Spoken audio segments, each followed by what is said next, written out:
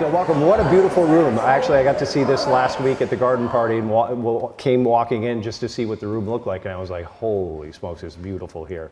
I did want to thank Stephanie, the program director, Gary, the exhibit manager, Matt Beatty, the grounds manager. I'll tell you a little story about that later, and Bob Weibel, the equipment manager and the buyer. I wanted to give a special thanks to Larry Lee. I got to spend a lot of time with Larry down in the archives at the Manchester Historical Societies. He was going through hundreds of letters of correspondence from Robert on microfilm, and we exchanged a lot of stories back and forth. It was really quite enlightening to me to learn more about Robert in that aspect. And I want to especially thank Arthur O'Day, who's actually, I was looking out to see if he came in, but Art was part of Friends of Hildene, really I think before Friends of Hildene actually got off the ground. And we had a nice talk last Tuesday night that kind of really framed everything for me as I walk into this. You know, Stephanie really talked about a lot of the great things that have happened here. I am not here to tell you hopefully everything that you've already learned or stories you already know. There'll be a couple of repeats here and there, but what I wanted to do was really talk about Manchester. What was Robert's effect on Manchester? What was it like when he came here? Why did he come here? Why did the Lincolns spend so much time here? You know, they had their choice of anywhere in the world, anywhere, and they came here. So that's what I'm really hoping to kind of leave you to walk out with today. And maybe you'll learn a couple new things, and I'll remind you of something that you may have heard a long time ago and have forgotten about. But one of the most important things I think that kept Robert here, why he came here, why he stayed here, was golf.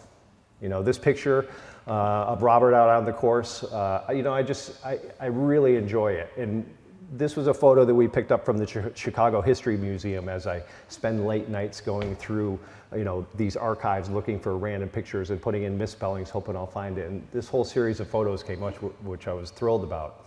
And when you look at this photo, you know, it's the human side. You know, well, what's in the background? Well, it's the caddies.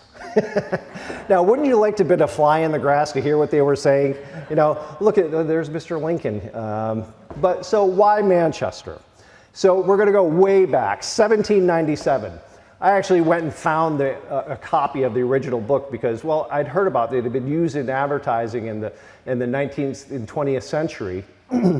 So I wanted to go back and find it. And this is exactly, you know, how it read. The summer is such an equal serenity of weather at Manchester that one has scarce the power of wishing for a change. It is neither too hot nor too cold, and even in July and August, which are here the most sultry of months in the year, the kind breezes which whisper among the trees and press between the mountains refresh the weary traveler and render this place, if I may venture use such an expression, the habitation of zephyrs.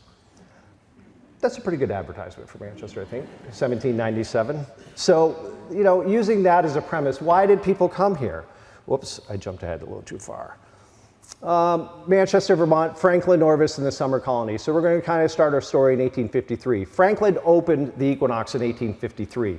I know they say established 1769. That's a little bit of marketing. It was actually 1853.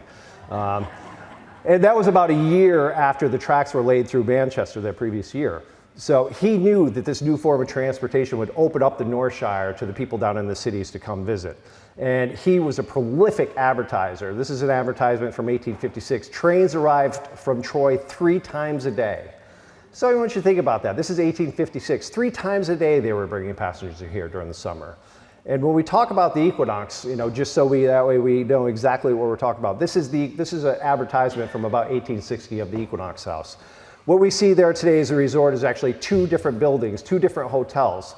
That's the Equinox. So when we talk about Mrs. Lincoln came and stayed in 1863 and 1864, this is where she stayed. Vanderlip's is the southern portion. She did not stay there. I actually got a tour once and they brought me in the South Wing and said, this is where Mrs. Lincoln stayed. And I said, well, that's a good story.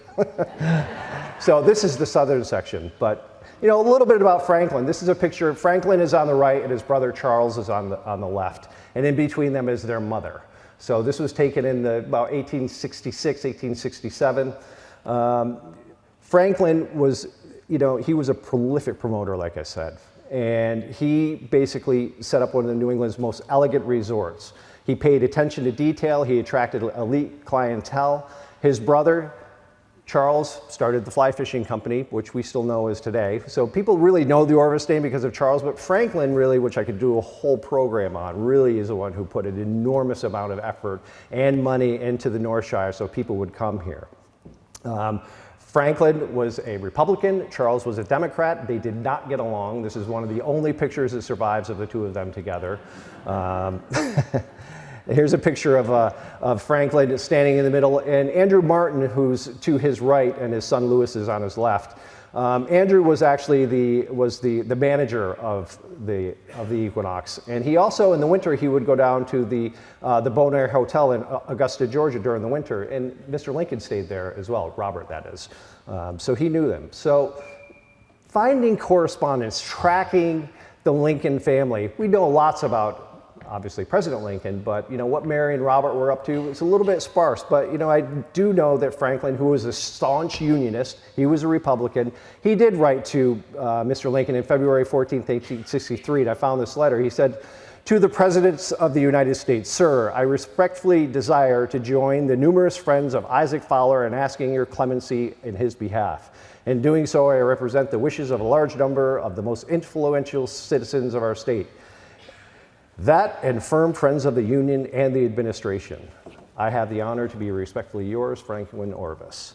There's a whole story behind this, which I'm not going to get into, but Lincoln didn't actually pardon him, and Mr. Fowler did eventually, basically, the charges were all dropped him. He was indicted for embezzling, some other things, and was involved with some Democratic copperheads, but story for another time. But so it does show that there was a conversation going on between President Lincoln and Franklin Orvis. So Mary Todd, her visits in 1863 and 1864. Well, why did she come here? So in the book, and I don't think I found anything that encompasses it so well, why did people leave the city to come up here in the summer? And in the book, Four Marys and a Jessie, Noah Brooks reported for the Sacramento Union, wrote on August 5th, 1863, "The past 3 or 4 days have been the very hottest of the season. The mercury going up to 104 degrees in the shade in some parts of the city. Like most homes, the White House has no screens to keep out mosquitoes, flies, or insects. Sewage in the nearby Potomac River produced a stench that White House Secretary John Hay called the odor of 10,000 dead cats." So why would Mrs. Lincoln want to leave? And so you could probably repeat this story in New York and Philadelphia, you know, the summertime when all the heat and the smells and the industry. Yeah, so people were looking for a place to come. So we know Mrs. Lincoln came. So in late 1863, and Robert was, so there's a lot of debate going back. Was Robert here? And after a lot of debates back and forth with Larry Lee, we did determine that Robert was here in 1863, not for a long time. But the newspaper reported that you know, Robert did meet her in New York, brought Tad down to Washington, returned to New York, and accompanied her to Vermont with Mrs. Doubleday and her husband, General Abner Doubleday. Now, some of you may know that Mrs. Lincoln had a little bit of a reputation for spending a bit too much, and it caused a lot of consternation for her husband, especially when the Civil War was going on. And this is actually from October 3rd, 1863, and I wanted to read this to you. The Home Journal contains the following local item. Mrs. President Lincoln is again at the Fifth Avenue Hotel, the place for display, one would think, though a morning paper given us the mysterious item that the splendidly livery outfit used by Mrs. President Lincoln during her stay at Manchester, Vermont, returned to Troy on the 10th. The price of board at this great Byzantine, so one of the wealthiest men in the country told us with positive alarm while promenading its sumptuous balls an evening or two since, is to be raised to $3.50 per diem. What having is there at Manchester, Vermont, which requires a more splendid livery outfit than that? So I know that was a bit of a mouthful, but you know, so Manchester also had a reputation apparently back in 1863. You know, and what did she do here? You know, she did come, and I think that more attention was paid to General Doubleday, who, you know, she took a lot of trips around. This is just an example. You know, she took a lot of trips around and breathed in the sumptuous air. You know, Doubleday thrilled guests about the stories of the Vermont 2nd Brigade who were under his command at the Battle of Gettysburg, which had occurred just a few weeks earlier. And there were a lot of boys from Manchester there One of them, Sergeant John Vaughn, who's actually buried in Factory Point Cemetery, who died on the 3rd of July, and the family went down and retrieved his body. And he's actually right at the point of Factory Point Cemetery. This next little part I want to tell you, which I really enjoyed. You know, Lincoln was the first president to fully harness the power of the telegraph. You know, he spent countless hours at the War Department. You know, all of this was collected, the collected works of Abraham Lincoln. And it was, I think it's now 8 volumes. So I went through there looking, well, did he telegraph Mrs. Lincoln? So these little short bursts of him kind of updating his wife. This isn't only, you know, we think about Abraham Lincoln, but, you know, he was the commander-in-chief, but he was also a husband and he was also a father. So this would be almost like what you would see as texts. So you'll see, here's one for the, now I made these slides. This isn't like actually what they look like because it didn't survive, but we know what he said. So he wrote this from the Executive Mansion, August 29th, 1863. He wrote it to Manchester, New Hampshire. She was here. She had been in Manchester, New Hampshire, but I can assure you that so it was a little bit of a, he wasn't quite sure where she was, but she was here in Manchester, Vermont. All quite well. Fort Sumter, and I left the typo. It's not a typo. I guess Lincoln had a habit of adding the P into Sumter. Even though he was very well read and very literate, he did for some reason like to insert that P. It's certainly battered down, and it's believed here, but not entirely certain, that both Sumter and Fort Wagner will be occupied by our forces. It is also certain that General Gillmore has thrown some shot in the city of Galveston, Abraham Lincoln. So we didn't take Sumter. Actually, it didn't fall until February when the Confederates, in 1865, when the Confederates evacuated, and Mr. Anderson actually raised the flag on August 14th, 1865, the day before Lincoln was assassinated. Another one, Mrs. A. Lincoln, Manchester, Vermont. The Secretary of War tells me that he has telegraphed General Doubleday to wait further orders. We are all well and have nothing new. You know, Doubleday was actually wounded at Gettysburg by a shell fragment that hit him on the back of the neck, knocking him off the saddle and over the head of his horse. So one of the things that survived from a team of rivals, which is on page 541, in case anybody wants to double check me. For Lincoln, it was enough to know that his wife and sons were happy, sons, plural, were happily ensconced at the Equinox House in Manchester, Vermont, then considered a primary summer resort, providing access to fishing, nature walks, gardens, swimming holes, concerts, croquet, archery, and excellent dining facilities. During the visit, Mary climbed a mountain, which would have been the Equinox. You could actually go up to the summit then. Climbed a mountain, socialized with General Doubleday and his wife, and enjoyed the clear, fresh air. So the last one that came through, he said, all is well and no news, except General Burnside has Knoxville, Tennessee. So, you know, I mean, he just kind of said, he kind of stayed, you know, on point with what was happening in the greater scheme. We did find, actually, in this stone collection of at Boston University, and I don't think it's called that anymore. I mean, I really dug deep for this. I found this great letter, and I'm going to have to put on my glasses because I can't read it. This is dated April 14th, 1864. This is from Mary to Franklin Orvis. Mr. Franklin Orvis, my dear sir, illness alone has prevented my writing you to express my thanks and obligations to you for the geological books and delightful maple sugar and molasses you so kindly sent. Since my charming visit to Manchester last summer, how frequently and gratefully your kindness has been remembered, and how often I have wished you could visit Washington so that in a measure I could repay it. The only drawback to my pleasure is that my poor husband was not breathing the same delicious air we were. Our son Robert graduates on the 20th of June, and if his father could leave consistent with his duties here, he will be present. If so, I shall be quite tempted, if he can, to make a little flying visit to your green mountains. I am sure the pure air would be more refreshing even than it is to me. Please present my kindest regards to Mrs. Orvis, your good mother, and sisters, whilst I remain sincerely and gratefully your friend, Mrs. Lincoln. So Manchester definitely made an impression on her. And we know that she wrote this on April 14th, and there's a letter postmarked April 15th, 1864, to Mr. Franklin Orvis from Mr. Lincoln. It was actually 1 year before he was assassinated. I don't know what he said to him. That letter doesn't survive. I only have a copy of the envelope. Maybe someday I'll come back here and tell you I found the letter.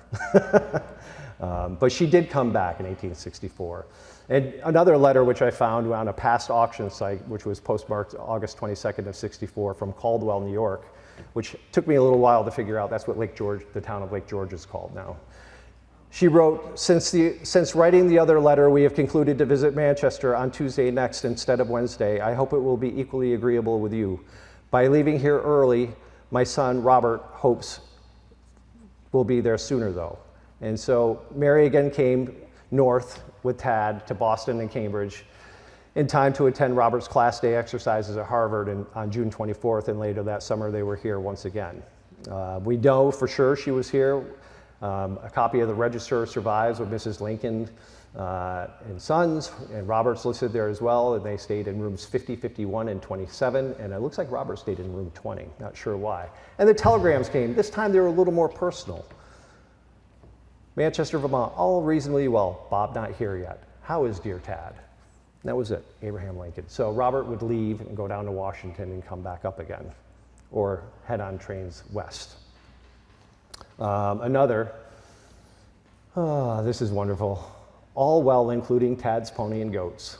Mrs. Dimmick died the night before last. Bob left Sunday afternoon, said he did not know whether he should see you.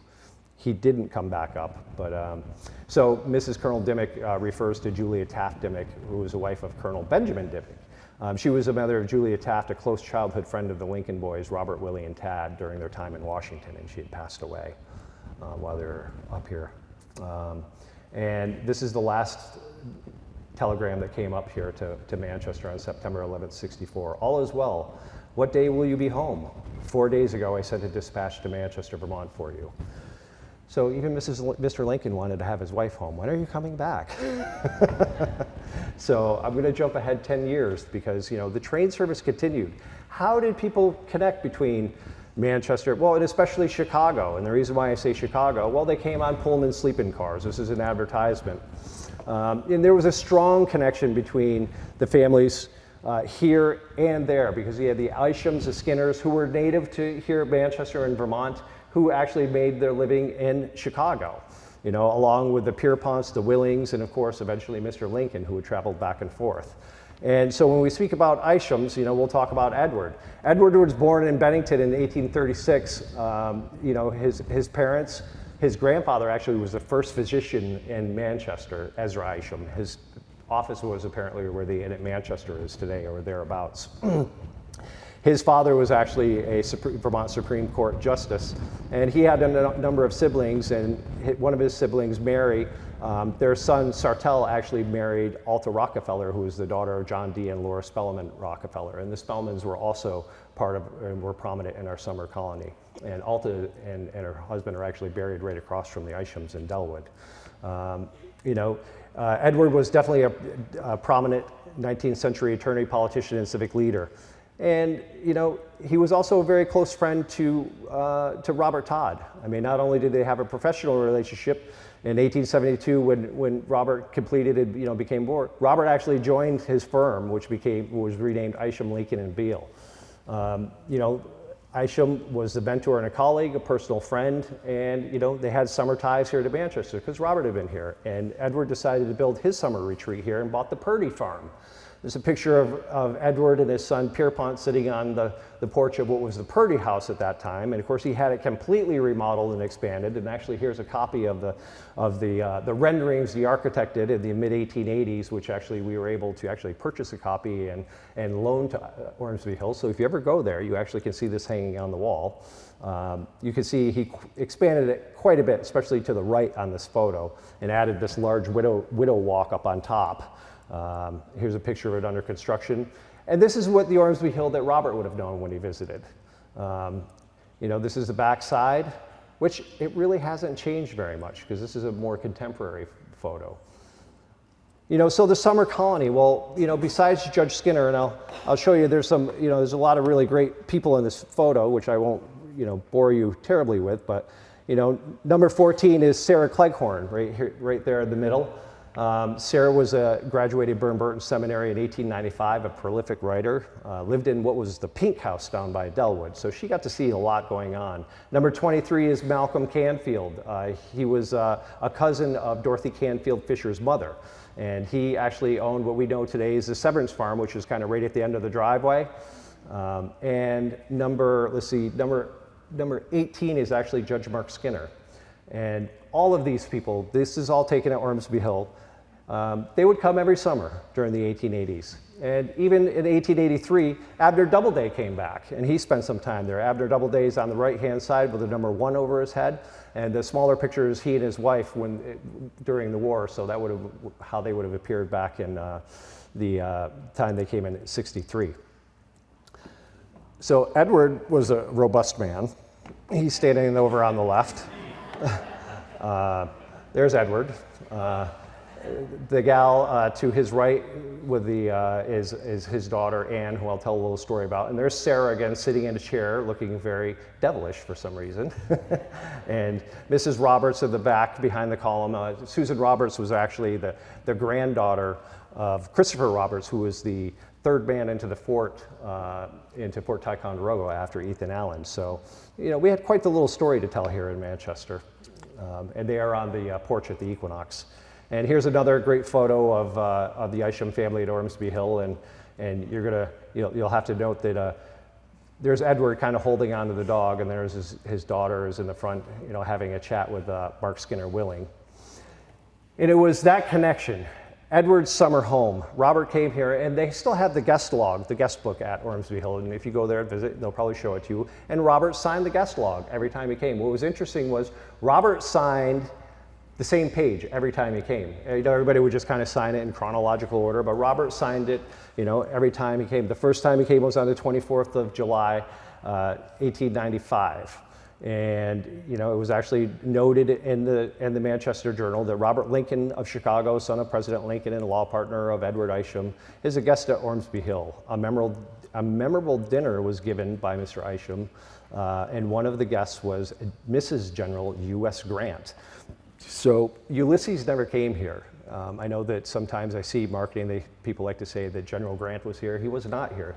He was kind of nearby at Mount McGregor over near Syracuse where he was writing it, which is a great place to visit, by the way.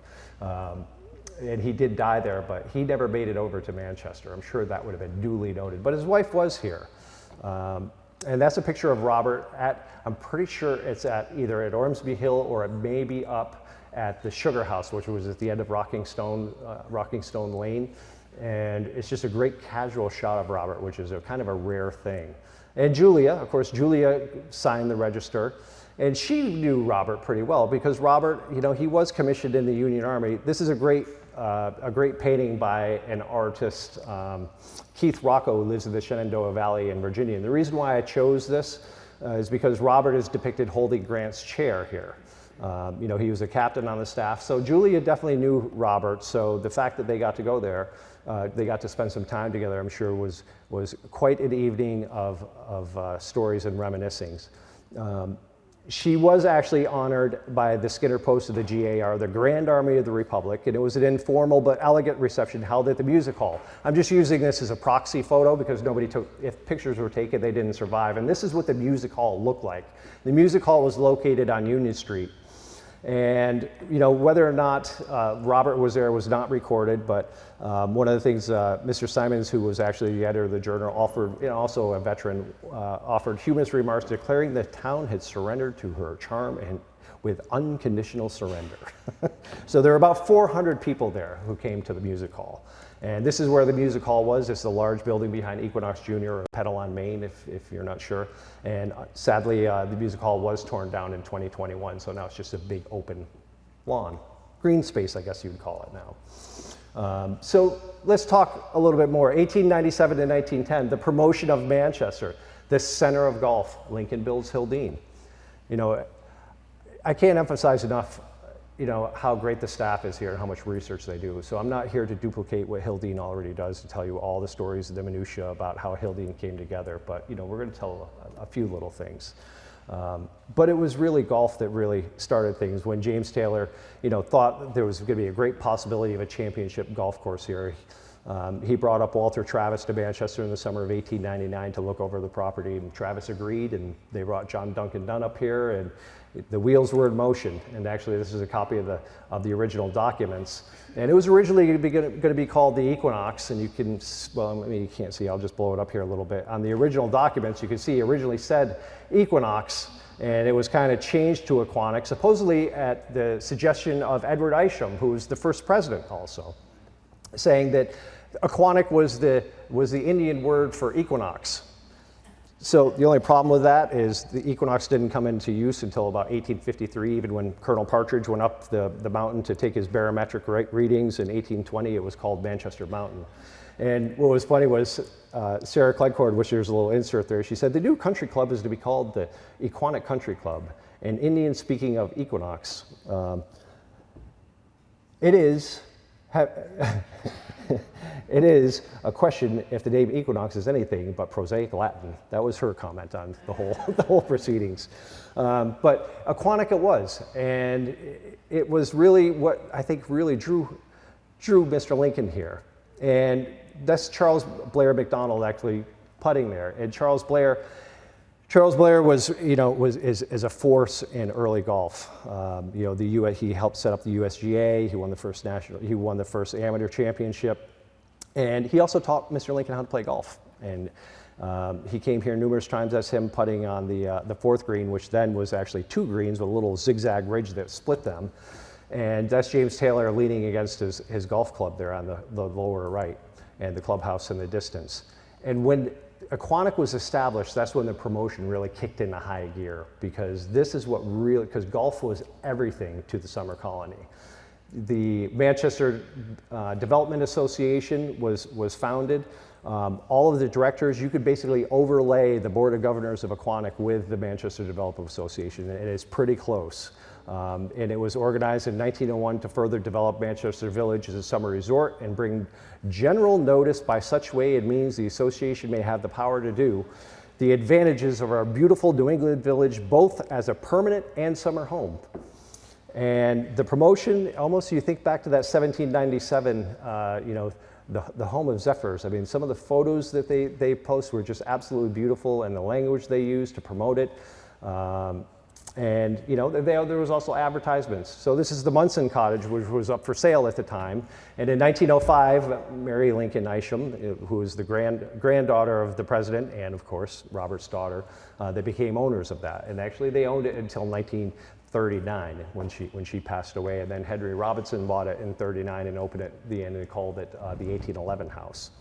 And so where did Robert stay? So they also advertised, so Airbnb and VRBO, it's nothing new. These were advertised. The Gables had 23 rooms, 3 bathrooms, electric lights, bells, and Robert would rent the Gables 1902, 1903, and 1904. And for those of you who may not be familiar, here's the Gables on Taconic. Still there, still quite lovely, owned by the Levis family.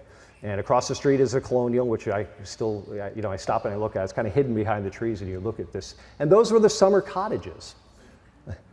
Cottages. Actually, Orley Campbell, who was sitting down here in the front, told me a funny story that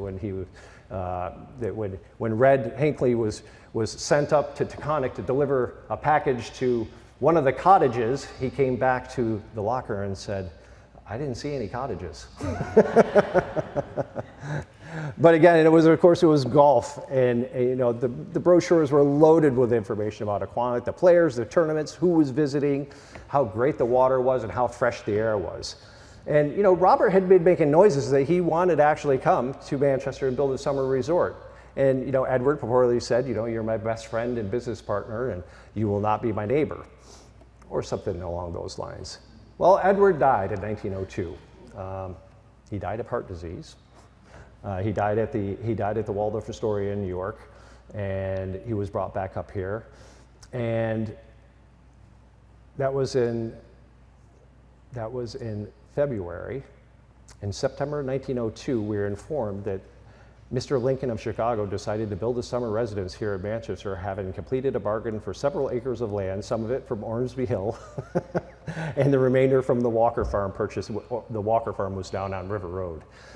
So after Mr. Isham died, he did indeed get his wish, and he did purchase property from there. So I know sitting out there, you're going to say, well, this just looks like a big gray blob, and it is. But what I'll say is this was taken from Mount Equinox.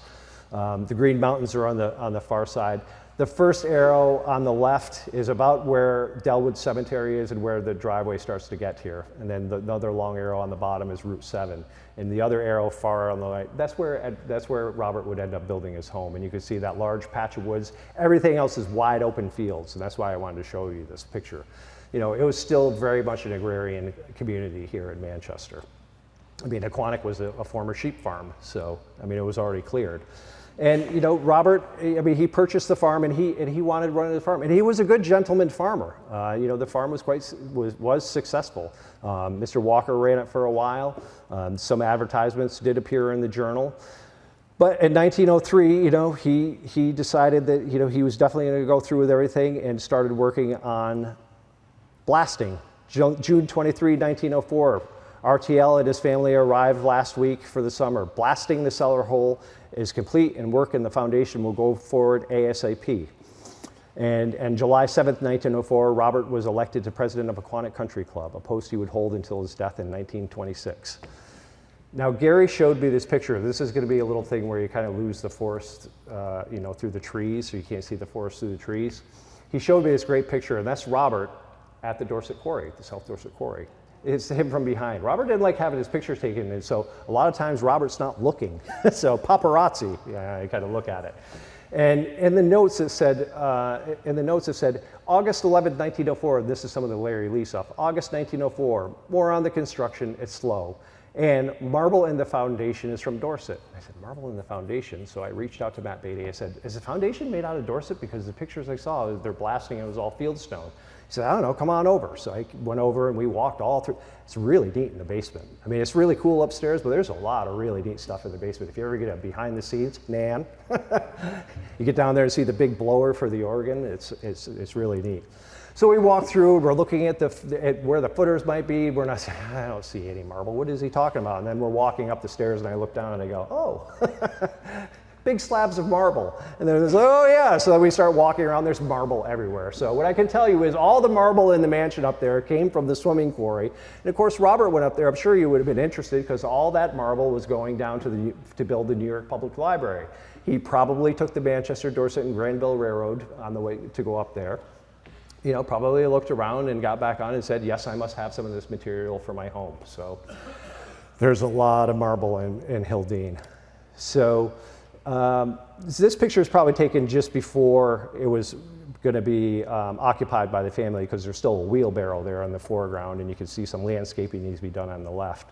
But, you know, the 400 acres that he had purchased, you know, and the 24-room mansion, you know, it was complete. And they did move in. This is probably as close as we're going to get to what did the mansion look like the day that the Lincolns moved in. And the Journal actually wrote about it, which I will read to you what the Journal wrote on the 22nd, which was a couple days later. Mr. Lincoln's residence, Hildene, is so far completed that it was occupied by the family for the first time Tuesday night. Mr. Lincoln has a grand summer home. The location is unsurpassed, and the grounds are laid out in the finest possible shape. The road leading through the woods up to the house. While all the roads and approaches are private, it is not Mr. Lincoln's idea to put up barriers against the public, but it should be borne in mind that wantonly damaging the grounds in any manner, such as stripping the trees of their foliage or taking bark from the birches, etc., will not be tolerated. It is a pleasure to extend hospitality to people, but the hospitality should not be abused. So, and I mean, there is a gate now, but it's not fenced in by any means. So what did it look like when Mr. Lincoln moved in and the family? This is a view from the mansion looking out across the great lawn. Of course, here's the portico, which would be turned into the secretary's office in the library in 1908. Looking down from the valley, I mean, I don't think you can get this view. And in the distance, you can see actually the Wilcox farm. I know they look like two little white dots on the picture there. And up on the hill towards the, here, I'll actually do this. So down here is the Wilcox farm. And then up on the hill would be Jane Childs is here sitting down in front, and would be the Childs home for a couple of generations. And as you approach the mansion from the drive where we'll go out, that would have been looking back towards the house. And if you were looking from here out along that driveway, they were going to restore it back to how it looked. They have a lot of trees to cut down. So that home, the two little white blobs you see there, the distance, the one on the left was Flavia Canfield's house at the time, and the one on the right was the Canfield house, which today is the home of the Severance family. So this is a beautiful Wallace Nunning. Some of this is just for me to show off these pictures. So since you are all a captive audience, this is a Wallace Nunning photo, which I'm guessing is right around 1905. He took a number of photos here in the area, which you can find, and every once in a while you can find colorized versions of a little bit later. So here's a picture of the gardens with a colorized photo, another shot of the gardens, and another shot. Just really magnificent, and still. And in 1908, Robert built his observatory east of the house, and that was also the year he made the library. But you know, the grandchildren.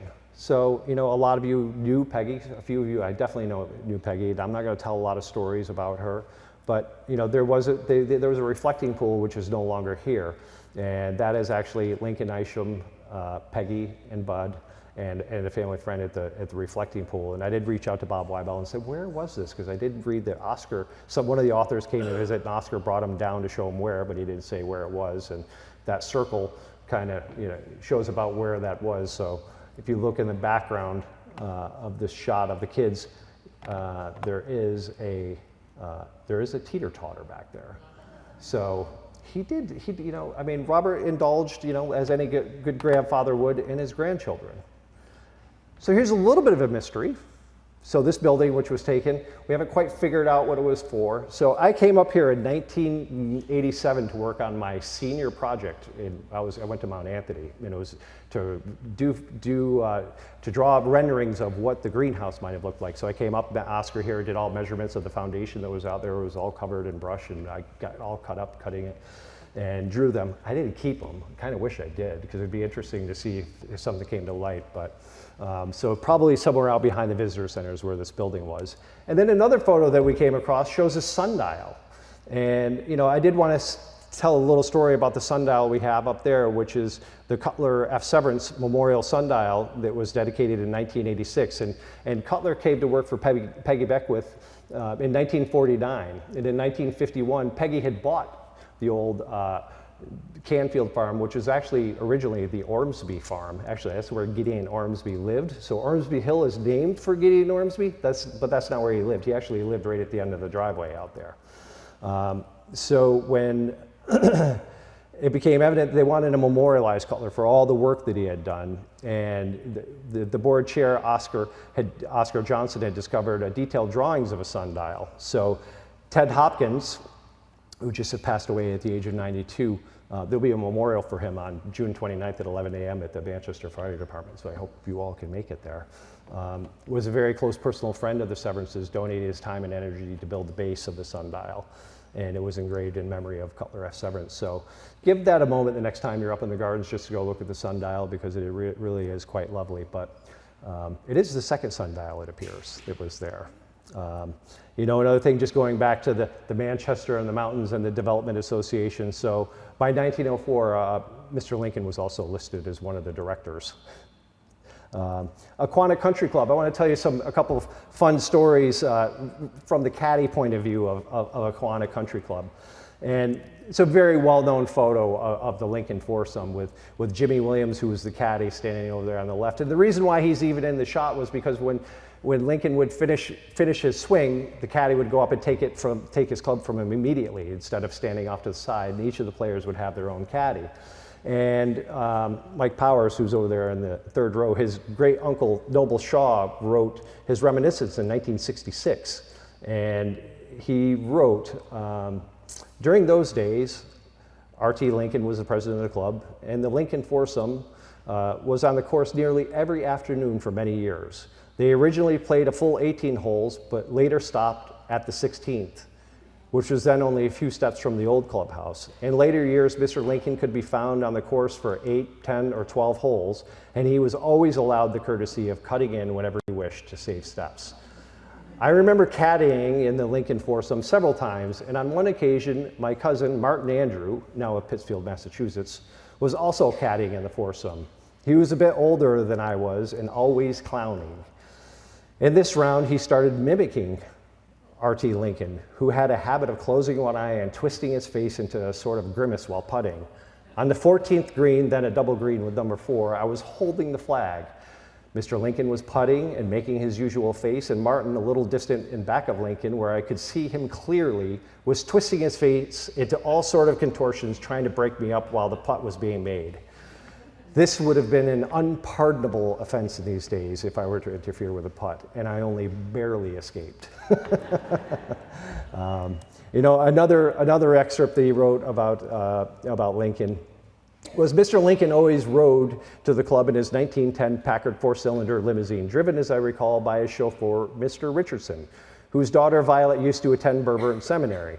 The Packard always looked brand new, even in the 20s, as it was repainted each year in New York. The trimmings were all brass, including the windshield frame, with long braces running diagonally down in front of the wood frame, with a brass radiator, all of which was kept bright and shiny. And that's probably the only picture that I could find of that limo parked in front of the mansion. And as I mentioned, Robert, always very private, didn't pose for photos very often. And even with this one, he's standing out in front of the Equinox, and he's definitely not paying attention, so I'm thinking this is another one of those paparazzi photos. 1912 was a big year. There was a presidential election taking place. We had not only the sitting president, Mr. Taft came to visit. He gave a talk at the music hall and spent the night at Hildene and then left the next morning. That was in October. In August, Roosevelt had come because he was giving a speech in Bennington and Rutland, and he stopped right in front of the Equinox, stood up in the back of his limo, talked for about 20 minutes and left. And these 2 pages are from the Historical Society journals, which were kept by Sarah Cleghorn. Even though she wasn't a director, she was the unofficial journalist for the Historical Society. So it was always great to read her take on situations that were happening.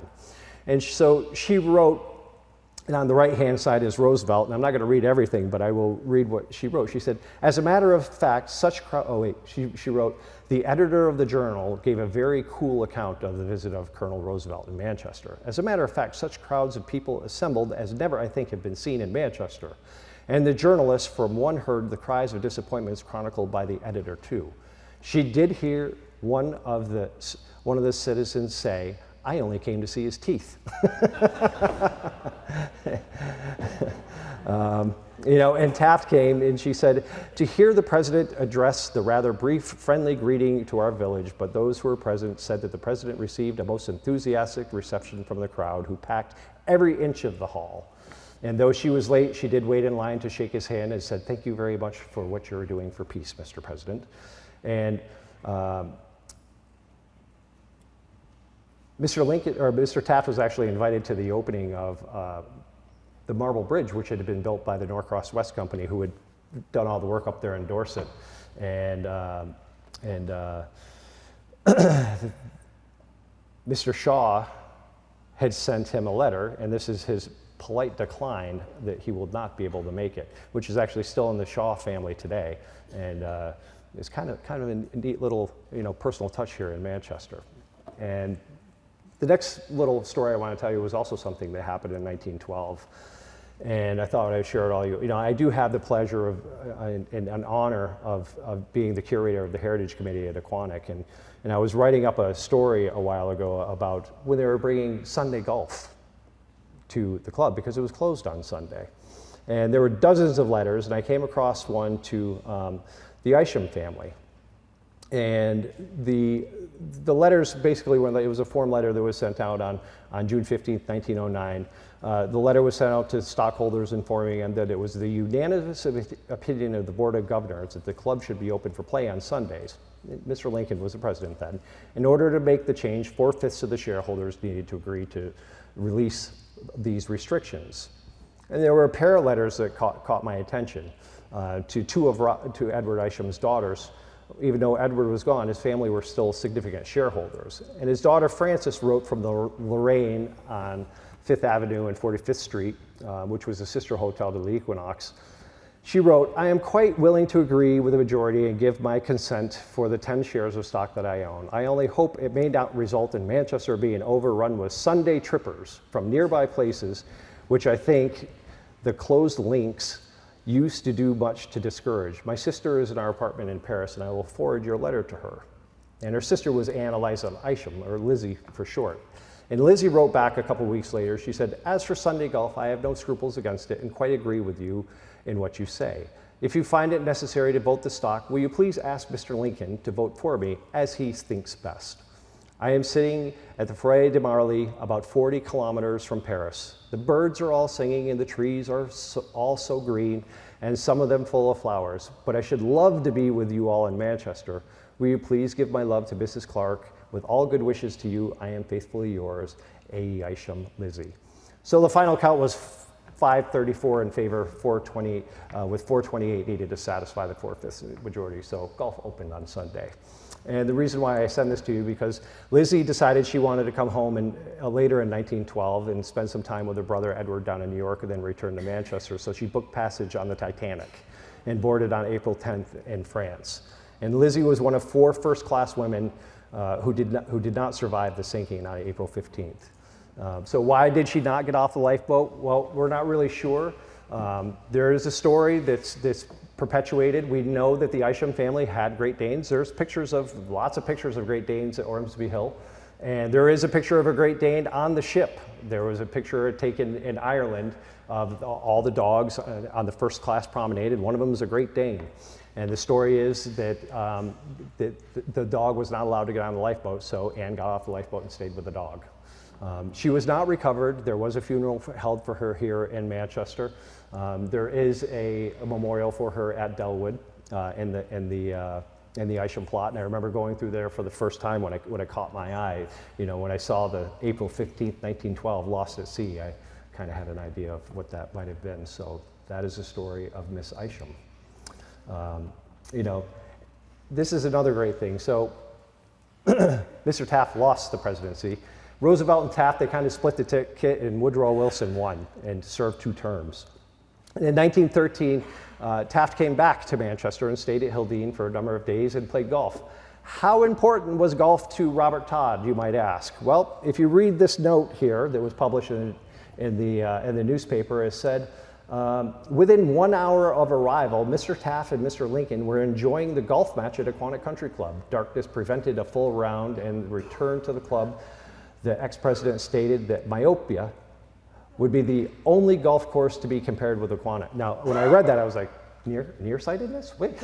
No, it was actually referring to the Myopia Hunt Club, which was an elite club down in South Hamilton, Massachusetts, a little north of Boston. So golf was incredibly important to Robert. He was there every day that he was here.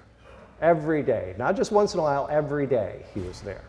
And this is a shot of Mr. Taft. There's Mr. Lincoln swinging with Robert Janney behind him and George Thatcher to the far left. You know, as again, Robert definitely picked and chose who he had his photograph taken with, and this is one of those exceptions where he was photographed with British amateur Cecil Leach in 1923. She was certainly, I mean, in 1910 she had defeated the men's leading amateur Harold Hilton in a 72-hole contest. And she won. And she won the ladies' British Open 4 times. And so, and of course, Lincoln was the minister to Britain, so he had a soft spot for that. So as I opened with a photo of Robert, you know, I'm going to finish up kind of this little portion with this other photo of Robert, which he is definitely posed for. And probably one of my favorite photos of him, because he looks altogether content and happy. And he is posing for a photo at Aquanic. The only thing that's missing from this is I didn't realize going through Larry Lee's work, Robert really likes smoking cigars a lot. So he doesn't have a cigar in his hand, but I'm sure that would be the only thing that would make it complete. And on the morning of July 26th, Robert was found dead. He passed peacefully away in his bed overnight. The butler had come by to serve him breakfast. He was 82 years old, just shy of his 83rd birthday, and his physician, Dr. Claude Campbell, later determined the cause of death to be a cerebral hemorrhage caused by, and I can never say this, you know the whole tomato thing, and I just struggle with some words in the English language, arteriosclerosis. Did I do it right? Good. and his grandchildren were actually there and died the night before. The funeral was a private funeral held at Hildene on Wednesday afternoon. You know, the pallbearers were Lincoln Isham, Robert Todd Lincoln, Beckwith, Bud, Edward Isham, and Dr. Paul Colonna of New York, Henry John and Prentice Porter of Chicago, Norman Frost, and Fred Towers of Washington. Fred Towers was his lawyer. He's actually buried in Dellwood, right near Lincoln Isham, and with a whole little cadre of Aquanic people there. And this is him being loaded into the receiving vault at Dellwood Cemetery. And here's Mrs. Lincoln dressed in black, coming over to see him off, and this is a photo. And these were actually the New York Times, those three photos, photo of his casket. And, you know, I'll just share this. Sometimes, you know, this is an index card, and I remember going to look at it. And just the gravity of it, you know. Here's a little index card, Robert Todd Lincoln. Father, Abraham Lincoln, born in Kentucky. Mother, Mary Todd, born in Kentucky. And it's like, wow, right?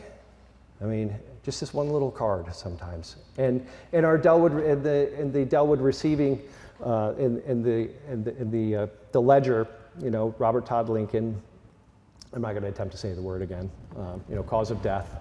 And then on the next page, you know, gives that he died on the 28th of July. He was 82 years old, 11 months and 25 days. And up at the top it said, October 20th, Mr. Lincoln's body sent to Arlington Cemetery, Virginia, by permission of the Board of Health, A.H. Darling, Superintendent. So when Robert died, his wife notified the family that her husband's final interment would be in Springfield, but a couple weeks later, she was struck with what she called inspiration. She should bury her husband in Arlington National Cemetery in Washington, not in Springfield. As a former Secretary of War, as well as a captain on General Grant's staff during the Civil War, Robert was entitled to such a burial, which is true. And Mary wrote to her cousin-in-law, Catherine Helm, you know, our darling was a personage, made his own history independently of his great father, and should have his own place in the sun. After prayerful thought over this, for many weeks I knew it was right, so I began to set the wheels in motion. And this is his sarcophagus. When Mary left in October 1926, she brought his body with her because she wintered in Washington by that point. And Robert was interred in Section 31, Lot 13 of the cemetery on March 14, 1928. She commissioned this beautiful sarcophagus for the sum of $25,000. James Earl Fraser, former student at Augustus St. Gaudens, designed it and had it carved, and that's where he is, and that's actually where she is buried as well. Mrs. Lincoln outlived Robert by 11 years and died in Georgetown in 1937. She was 90 years old. Her will, which was valued at more than $1 million, established a trust for the income for the children and grandchildren. And if the family line ended, the estate was to be divided equally between the First Church of Christ Scientists in Boston and the American Red Cross and the Iowa Wesleyan College. She also bequeathed to her oldest daughter, Mary Lincoln Isham, the George Healy portrait of Abraham Lincoln, which Robert considered to be the best likeness of his father ever painted, and her summer home, Hildene. And both these bequests did have conditions. Upon Mamie's death, the Healy portrait would go to the U.S. government to be hung in the White House, and Hildene would go to Peggy, her granddaughter. Now, has anybody ever seen the Healy portrait? It's enormous. So that's how big the portrait is. So we have two Healy portraits of Frances Willing and her husband Henry at the Manchester Community Library. Frances is in the Skinner reading section, way up high on the fireplace. And downstairs, if you go visit the Vermont Community Room, there's a portrait of Henry. And if you go and you can stand right nose to nose with Henry and look at this. And he had a phenomenal way of capturing a person, so I could see why this portrait was so impressionable upon Robert, but a really large portrait of Mr. Lincoln. So Mary further honored her husband's memory by donating his golf bag and clubs and a glass display case to the Quantic Country Club, and established the Robert Todd Lincoln Memorial Golf Tournament, which is still in play. And I did bring the original Robert Todd Lincoln Cup, which is here. So for you members of Aquanic who are here and wondering if I took this out of the annual trophy case, I did not. When this one filled in 1969, a second one was created, and that's the one that everybody has their picture taken with each year, and this one is in the founder's room. But this is the one that actually there's a lot of correspondence that goes back and forth, and she put a lot of thought into this, and this is the Lincoln Cup. So this is probably the first time this has been on Hildene grounds since 1928, so I couldn't resist the urge to bring it. Really, really happy that it's here.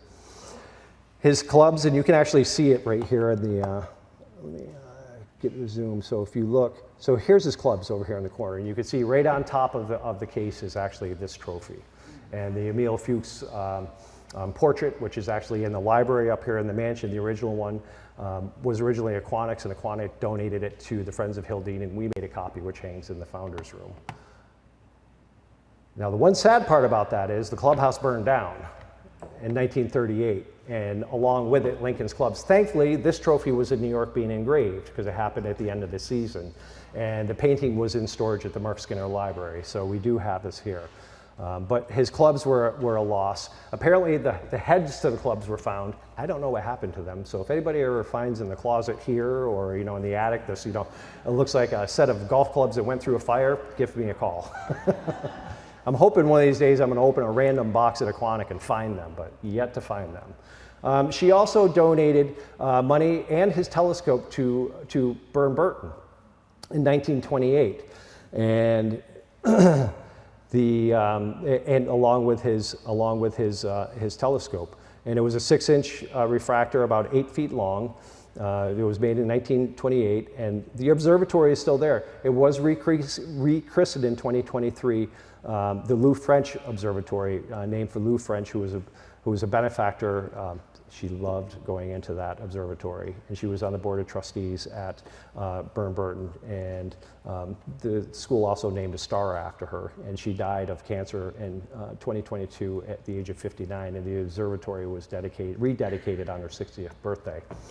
And as we're talking about telescopes, I mean, Lincoln did have a lot of telescopes. He didn't play at any of the tournaments at the club, but what he used to like to do is he used to like to sit with his telescope, and he would call out the play that was happening out there. There were no TV cameras telling you everything that was going on, so I guess you could say Mr. Lincoln would MC these events for his friends there, and he would watch the play that was going on. And that telescope was kind of in major disrepair, and in 2017 we actually had it restored.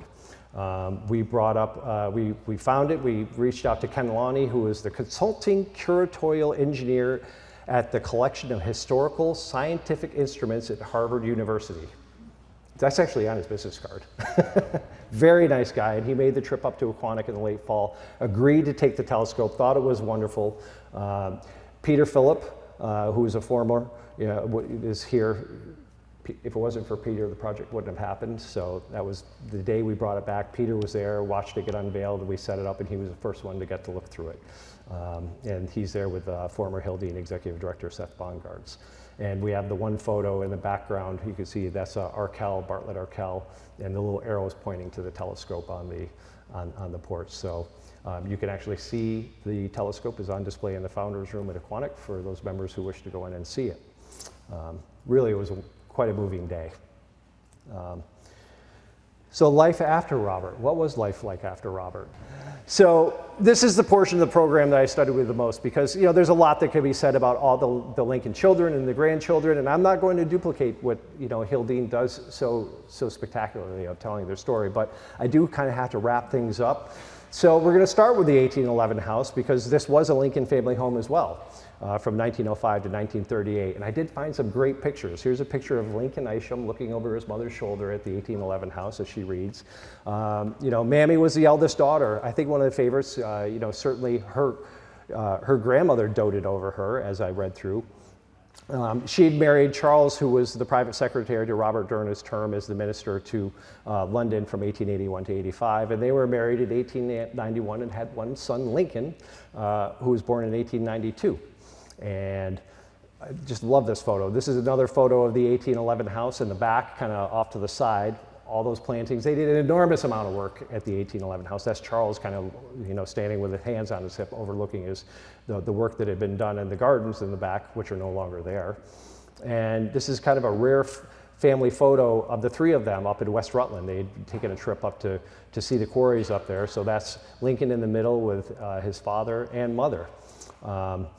Mary died not too long after her mother. Her mother died in the spring of 37, and Mamie died in November of 38. And she was buried in Woodlawn Cemetery. Charles had died in 1919, and so they're both buried in Woodlawn Cemetery in the Bronx. She chose to be with her husband rather than at the Lincoln Tomb in Springfield, Illinois. And Lincoln got married in August of 1919, and he married a socialite, Hildene Correa. She was Spanish, and became a stepfather to her daughter, Frances. They had no children of their own. They lived a very private life. They spent most of their time either in New York. He sold the 1811 house and bought a place at the foot of Nichols Hill Road in Dorset. And they traveled extensively. And he was also the president of Aquanic from 1936 to 1937. And there was a great picture that caused a lot of excitement. This is a picture of him wearing a top hat at a Green Mountain Girls masquerade putting contest in the 1930s. And so I saw this and I sent it to Seth Bongartz. I said, "Do you think?" And he goes, "I don't know." So after a lot of going back and forth, it is not his great-grandfather's top hat that he's wearing in here. It was determined, but it would have been something, and it was the 1930s, so why not show up to, wearing the president's top hat. Lincoln died in 1971 and is buried in Dellwood Cemetery. And we talk a lot about the summer colony, but Mr. Lincoln did come in the winter quite a few times. He came in 1908 and 1909 especially, and the whole family came up, and they enjoyed a good Vermont holiday and Christmas. And this is a picture of Charles and Mamie, getting ready to go in the car, probably to take a trip down to Hildene. You can see the Mark Skinner Library there in the background. So I do want to talk, obviously, a little bit about Peggy and Bud. This is Peggy and Bud as children, in the little carriage in front of the 1811 house. And, she lived most of her life and the rest of her life here at Hildene after inheriting the estate. A lot of you know, she was definitely a liberated woman who refused to conform to the social expectations of her time. She preferred pants and men's shirts to wearing dresses. She enjoyed pursuits considered then to be more masculine and feminine, such as farming, hunting, fishing, golfing, photography, painting, sculpting, car racing. I don't think there was anything she probably didn't try. She was an aviator, bought her own plane. I think her parents paid her to give that up. She had her own plane and built a hangar down on River Road. And one of Peggy's friends said she should have been a man. And of Bud, her younger brother, he lived a very private life, practicing law, served in the Navy during World War II, and he was married 3 times, but he had no children. And when he passed in 1985, that was when the line of direct Lincoln descendants came to an end. And he didn't play a visible role here at Hildene, but he did remain very connected with the Lincoln legacy and took part in select commemorations. And he was, a gentleman farmer down in Virginia. This is probably one of the favorite picture of Bud standing in front of the mansion. I just love that. And of course, a lot of you know who've been here, Peggy was a big fan of animals, and she had her dog, and there was her pet dog out front of the mansion in another formal portrait. A formal portrait with her with her dog, wanted the dog in the shot with her. And here's a shot of her playing tennis at Aquanic. Even got the ball in the picture, which I was pretty impressed with. There was a shot, I saw this, I was like, oh, wouldn't that be great if it was the Franklin Roadster? It's not. There's a shot of her wearing a dress, so she did wear dresses, when she was younger. This was an early shot. Probably, I say favorite picture a lot, but love this photo. Shot of her with a rifle over her right shoulder and standing with a critter in her left shoulder, out back behind the mansion. I think sums it up pretty well. And their mother, Jessie, she was certainly a handful and was cut out of the will, but she did live here from 1946 until 1948. And she died in 48, and she's buried right along Hildene Drive in Dellwood. Right when you come along, she's right there next to the Lancaster Mausoleum. Robert's privacy, was important to him. Also, not exploiting the Lincoln name, and I think he really drove that home with not only his children, but certainly with his grandchildren. To the point where Peggy disliked being related to Abraham Lincoln. "I don't care much about ancestors," was a statement she often made. I am always provoked when people stare at me and say, "That's Lincoln's great-granddaughter. For heaven's sake, it was just my luck that Abraham Lincoln happened to be my relative." When Peggy commented in 1963 that she disagreed with government-forced desegregation, a reporter asked how her great-grandfather would feel about her position. She replied, "I can't say. I'm as far away from him as anyone."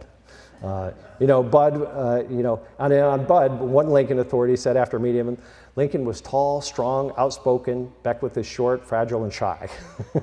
He has also had a speech impediment, hearing difficulties, and later in life suffered from Parkinson's disease. People who knew Beckwith said that although he did not look like the great emancipator, he definitely inherited the family humor and wit. He once described himself as a spoiled brat, and one of his longtime friends said he had 3 great passions in life: cars, boats, and beautiful women. And he was married 3 times, but he didn't have any children. And probably one of the favorite things, like I said, they didn't exploit the Lincoln name, which it could have been very easily for any of them.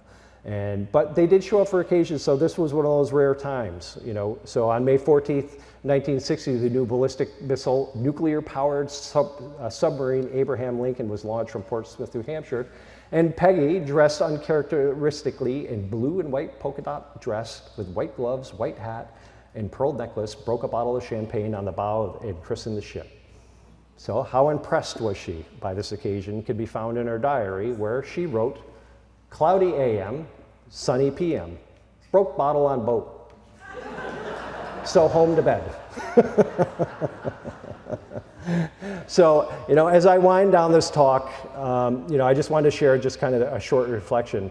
I read the book, Emerson's View on Robert Todd.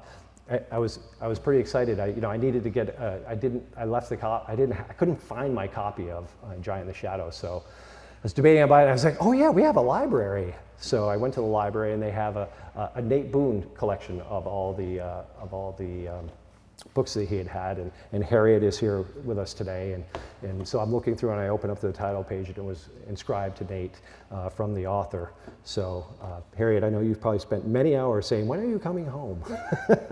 So just a little nod here. So this was when I read his. So I'm kind of parsing a little bit, but Robert was the only surviving son of Abraham Lincoln, built a distinguished and independent life marked by professional achievement and personal and very private integrity, a trait he repetitiously instilled in his children and grandchildren. He was a Harvard graduate and one of Chicago's leading attorneys, served as U.S. Secretary of War, Minister to Great Britain, and later President of the Pullman Company, while also holding numerous directorships, major corporations, utilities, and more than one country club, I will say. Despite the immense weight of his father's legacy, Robert deliberately avoided exploiting the Lincoln name, guarded the family papers. He brought them with him wherever he went for the most part, including here. Yet he certainly could not ignore his last names. Friends and colleagues admire him. In his later years, the public press often wondered why such a prominent and accomplished figure remained largely out of the limelight. A 1922 Leslie's Weekly article titled "Lincoln's Silent Son" noted that even after a decade in Washington, few residents could recognize him. He declined all requests for photographs, and photographers described him as the most elusive public figure to capture. When he played golf at the Chevy Chase Club, cameras were expressly banned, reflecting his lifelong preference for privacy. Very few images of him at Aquanic exist, and it appears he chose very few occasions to be photographed, as I have shared with you all here this afternoon. Robert once refused a journalist photo request by saying, "My father was a great man, but I am not." I don't necessarily agree.